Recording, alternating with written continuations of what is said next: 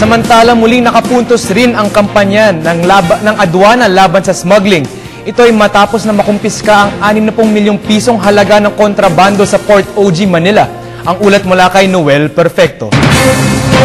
Kasong paglabag sa Tariff and Customs Code of the Philippines ang isinampa ni Customs Chief Rufy Biazon laban sa kumpanyang Telsphere International Trading Corporation.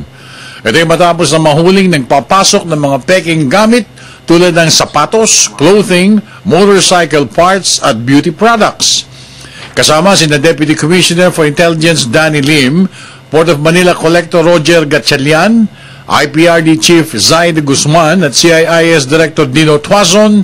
Tiniyak ni Commissioner Biazon na hindi na makakalabas pa ng puerto ang dalawang 40-footer container vans kung kaya't agad niya itong pinasamsam in favor of government. Itong mga shipment na dumating ay mula sa China.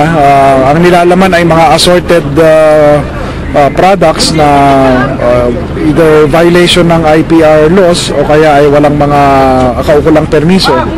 So ito ay hinuli ng ating intelligence group ng Bureau of Customs. Isa na naman pong accomplishment na maipapagmalaki natin sa mga kababayan. No? Agad din inatasan ni Biazon sina Zaid Guzman at Tuazon na doblehin pa ang kanilang pagbabantay sa pagdagsa ng mga peking items mula sa China, lalo na ngayong Kapaskuhan. Siyempre, minonitor ng maigi ng intelligence group natin yung shipment at noong sa tamang panahon ay ininspeksyon nila at doon nakita na bumungad na itong mga laman nito ay na-misdeclare, may violation ng intellectual property rights at yung iba nga walang kaukulang dokumento.